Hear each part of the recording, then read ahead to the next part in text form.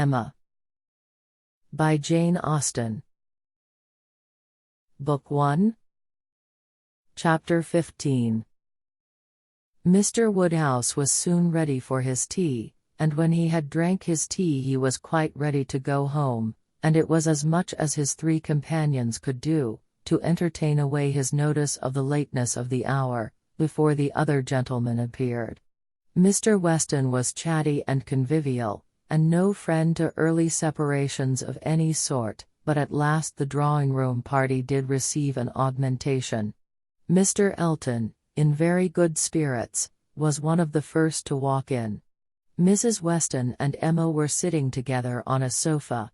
He joined them immediately, and, with scarcely an invitation, seated himself between them. Emma, in good spirits too, from the amusement afforded her mind by the expectation of Mr. Frank Churchill, was willing to forget his late improprieties, and be as well satisfied with him as before, and on his making Harriet his very first subject, was ready to listen with most friendly smiles. He professed himself extremely anxious about her fair friend, her fair, lovely, amiable friend. Did she know? Had she heard anything about her, since their being at Randalls? He felt much anxiety. He must confess that the nature of her complaint alarmed him considerably. And in this style he talked on for some time very properly, not much attending to any answer, but altogether sufficiently awake to the terror of a bad sore throat, and Emma was quite in charity with him. But at last there seemed a perverse turn. It seemed all at once as if he were more afraid of its being a bad sore throat on her account, than on Harriet's, more anxious that she should escape the infection, than that there should be no infection in the complaint. He began with great earnestness to entreat her to refrain from visiting the sick chamber again, for the present to entreat her to promise him not to venture into such hazard till he had seen Mr. Perry and learnt his opinion. And though she tried to laugh it off and bring the subject back into its proper course, there was no putting an end to his extreme solicitude about her. She was vexed. It did appear there was no concealing it, exactly like the pretence of being in love with her, instead of Harriet, an inconstancy, if real, the most contemptible and abominable. And she had difficulty in behaving with temper. He turned to Mrs. Weston to implore her assistance. Would not she give him her support? Would not she add her persuasions to his, to induce Miss Woodhouse not to go to Mrs. Goddard's till it were certain that Miss Smith's disorder had no infection? He could not be satisfied without a promise. Would not she give him her influence in procuring it? So scrupulous for others, he continued, and yet so careless for herself. She wanted me to nurse my cold by staying at home today, and yet will not promise to avoid the danger of catching an ulcerated sore throat herself. Is this fair, Mrs. Weston? Judge between us. Have not I some right to complain? I am sure of your kind support and aid. Emma saw Mrs. Weston's surprise, and felt that it must be great, at an address which, in words and manner, was assuming to himself the right of first interest in her, and as for herself, she was too much provoked and offended to have the power of directly saying anything to the purpose. She could only give him a look, but it was such a look as she thought must restore him to his senses, and then left the sofa, removing to a seat by her sister, and giving her all her attention. She had not time to know how Mr. Elton took the reproof. So rapidly did another subject succeed, for Mr. John Knightley now came into the room from examining the weather, and opened on them all with the information of the ground being covered with snow, and of it still snowing fast, with a strong drifting wind, concluding with these words to Mr. Woodhouse. This will prove a spirited beginning of your winter engagements, sir. Something new for your coachman and horses to be making their way through a storm of snow. Poor Mr. Woodhouse was silent from consternation, but everybody else had something to say. Everybody was either surprised or not surprised, and had some question to ask, or some comfort to offer. Mrs. Weston and Emma tried earnestly to cheer him and turn his attention from his son-in-law, who was pursuing his triumph rather unfeelingly. "I admired your resolution very much, sir," said he, "in venturing out in such weather, for of course you saw there would be snow very soon. Everybody must have seen the snow coming on. I admired your spirit, and I dare say we shall get home very well. Another hour or two's snow can hardly make the road impassable, and we are 2 carriages. If one is blown over in the bleak part of the common field, there will be the other at hand. I dare say we shall be all safe at Hartfield before midnight." Mr. Weston, with triumph of a different sort, was confessing that he had known it to be snowing some time, but had not said a word, lest it should make Mr. Woodhouse uncomfortable, and be an excuse for his hurrying away. As to there being any quantity of snow fallen or likely to fall to impede their return, that was a mere joke. He was afraid they would find no difficulty. He wished the road might be impassable, that he might be able to keep them all at Randalls, and with the utmost goodwill was sure that accommodation might be found for everybody, calling on his wife to agree with him, that with a little contrivance, everybody might be lodged, which she hardly knew how to do, from the consciousness of there being but 2 spare rooms in the house. "What is to be done, my dear Emma? What is to be done?" was Mr. Woodhouse's first exclamation, and all that he could say for some time. To her he looked for comfort, and her assurances of safety, her representation of the excellence of the horses, and of James, and of their having so many friends about them, revived him a little. His eldest daughter's alarm was equal to his own. The horror of being blocked up at Randalls, while her children were at Hartfield, was full in her imagination, and fancying the road to be now just passable for adventurous people, but in a state that admitted no delay, she was eager to have it settled, that her father and Emma should remain at Randalls, while she and her husband set forward instantly through all the possible accumulations of drifted snow that might impede them. "You had better order the carriage directly, my love," said she. "I dare say we shall be able to get along, if we set off directly, and if we do come to anything very bad, I can get out and walk. I am not at all afraid. I should not mind walking half the way. I could change my shoes, you know, the moment I got home, and it is not the sort of thing that gives me cold." "Indeed," replied he. "Then, my dear Isabella, it is the most extraordinary sort of thing in the world, for in general everything does give you cold. Walk home. You are prettily shod for walking home, I dare say. It will be bad enough for the horses." Isabella turned to Mrs. Weston for her approbation of the plan. Mrs. Weston could only approve. Isabella then went to Emma, but Emma could not so entirely give up the hope of their being all able to get away, and they were still discussing the point, when Mr. Knightley, who had left the room immediately after his brother's first report of the snow, came back again, and told them that he had been out of doors to examine, and could answer for there not being the smallest difficulty in their getting home, whenever they liked it, either now or an hour hence. He had gone beyond the sweep some way along the Highbury road. The snow was nowhere above half an inch deep, in many places hardly enough to whiten the ground. A very few flakes were falling at present, but the clouds were parting, and there was every appearance of its being soon over. He had seen the coachman, and they both agreed with him in there being nothing to apprehend. To Isabella, the relief of such tidings was very great, and they were scarcely less acceptable to Emma on her father's account, who was immediately set as much at ease on the subject as his nervous constitution allowed, but the alarm that had been raised could not be appeased so as to admit of any comfort for him while he continued at Randalls.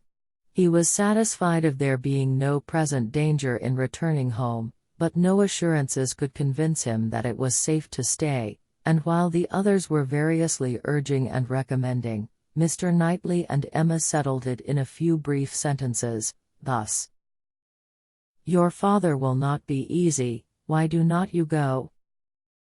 I am ready, if the others are. Shall I ring the bell?" "Yes, do." And the bell was rung, and the carriages spoken for. A few minutes more, and Emma hoped to see one troublesome companion deposited in his own house, to get sober and cool, and the other recover his temper and happiness when this visit of hardship were over. The carriage came, and Mr. Woodhouse, always the first object on such occasions, was carefully attended to his own by Mr. Knightley and Mr. Weston, but not all that either could say could prevent some renewal of alarm at the sight of the snow which had actually fallen, and the discovery of a much darker night than he had been prepared for. He was afraid they should have a very bad drive. He was afraid poor Isabella would not like it. And there would be poor Emma in the carriage behind. He did not know what they had best do. They must keep as much together as they could, and James was talked to, and given a charge to go very slow and wait for the other carriage.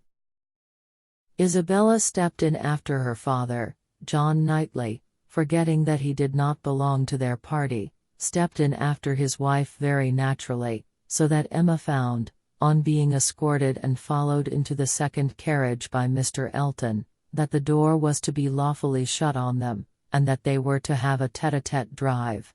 It would not have been the awkwardness of a moment, it would have been rather a pleasure. Previous to the suspicions of this very day, she could have talked to him of Harriet, and the 3/4 of a mile would have seemed but one. But now, she would rather it had not happened. She believed he had been drinking too much of Mr. Weston's good wine, and felt sure that he would want to be talking nonsense. To restrain him as much as might be, by her own manners, she was immediately preparing to speak with exquisite calmness and gravity of the weather and the night, but scarcely had she begun, scarcely had they passed the sweep gate and joined the other carriage, than she found her subject cut up, her hand seized, her attention demanded, and Mr. Elton actually making violent love to her, availing himself of the precious opportunity, declaring sentiments which must be already well known, hoping, fearing, adoring, ready to die if she refused him, but flattering himself that his ardent attachment and unequaled love and unexampled passion could not fail of having some effect, and in short, very much resolved on being seriously accepted as soon as possible. It really was so. Without scruple, without apology, without much apparent diffidence, Mr. Elton, the lover of Harriet, was professing himself her lover. She tried to stop him, but vainly. He would go on, and say it all. Angry as she was, the thought of the moment made her resolve to restrain herself when she did speak.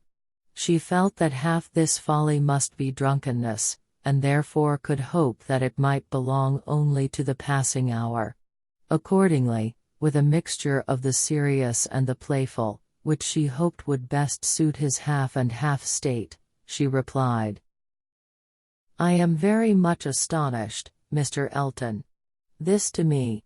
You forget yourself. You take me for my friend. Any message to Miss Smith I shall be happy to deliver, but no more of this to me, if you please." Miss Smith. Message to Miss Smith. What could she possibly mean? And he repeated her words with such assurance of accent, such boastful pretense of amazement, that she could not help replying with quickness: "Mr. Elton, this is the most extraordinary conduct. And I can account for it only in one way: you are not yourself, or you could not speak either to me, or of Harriet, in such a manner. Command yourself enough to say no more, and I will endeavor to forget it." But Mr. Elton had only drunk wine enough to elevate his spirits, not at all to confuse his intellects.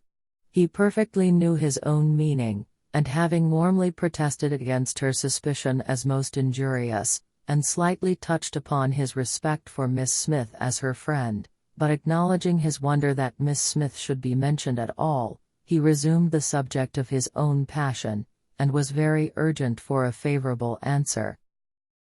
As she thought less of his inebriety, she thought more of his inconstancy and presumption, and with fewer struggles for politeness, replied, "It is impossible for me to doubt any longer. You have made yourself too clear. Mr. Elton, my astonishment is much beyond anything I can express. After such behavior, as I have witnessed during the last month, to Miss Smith, such attentions as I have been in the daily habit of observing to be addressing me in this manner, this is an unsteadiness of character, indeed, which I had not supposed possible. Believe me, sir, I am far, very far, from gratified in being the object of such professions." "Good heaven!" cried Mr. Elton, "what can be the meaning of this? Miss Smith! I never thought of Miss Smith in the whole course of my existence, never paid her any attentions, but as your friend, never cared whether she were dead or alive, but as your friend. If she has fancied otherwise, her own wishes have misled her, and I am very sorry, extremely sorry, but Mississippi Smith, indeed. Oh, Miss Woodhouse! Who can think of Miss Smith, when Miss Woodhouse is near? No, upon my honor, there is no unsteadiness of character. I have thought only of you. I protest against having paid the smallest attention to anyone else. Everything that I have said or done, for many weeks past, has been with the sole view of marking my adoration of yourself. You cannot really, seriously, doubt it. No, in an accent meant to be insinuating, I am sure you have seen and understood me." It would be impossible to say what Emma felt, on hearing this, which of all her unpleasant sensations was uppermost. She was too completely overpowered to be immediately able to reply, and 2 moments of silence being ample encouragement for Mr. Elton's sanguine state of mind, he tried to take her hand again, as he joyously exclaimed, "Charming Miss Woodhouse! Allow me to interpret this interesting silence. It confesses that you have long understood me." "No, sir," cried Emma, "it confesses no such thing. So far from having long understood you, I have been in a most complete error with respect to your views, till this moment. As to myself, I am very sorry that you should have been giving way to any feelings. Nothing could be farther from my wishes. Your attachment to my friend Harriet, your pursuit of her, it appeared, gave me great pleasure, and I have been very earnestly wishing you success, but had I supposed that she were not your attraction to Hartfield, I should certainly have thought you judged ill in making your visits so frequent. Am I to believe that you have never sought to recommend yourself particularly to Miss Smith? That you have never thought seriously of her?" "Never, madam," cried he, affronted in his turn, "never, I assure you. I think seriously of Miss Smith. Miss Smith is a very good sort of girl, and I should be happy to see her respectably settled. I wish her extremely well, and, no doubt, there are men who might not object to everybody has their level, but as for myself, I am not, I think, quite so much at a loss. I need not so totally despair of an equal alliance, as to be addressing myself to Miss Smith. No, madam, my visits to Hartfield have been for yourself only, and the encouragement I received." "Encouragement! I give you encouragement. Sir, you have been entirely mistaken in supposing it. I have seen you only as the admirer of my friend. In no other light could you have been more to me than a common acquaintance. I am exceedingly sorry, but it is well that the mistake ends where it does.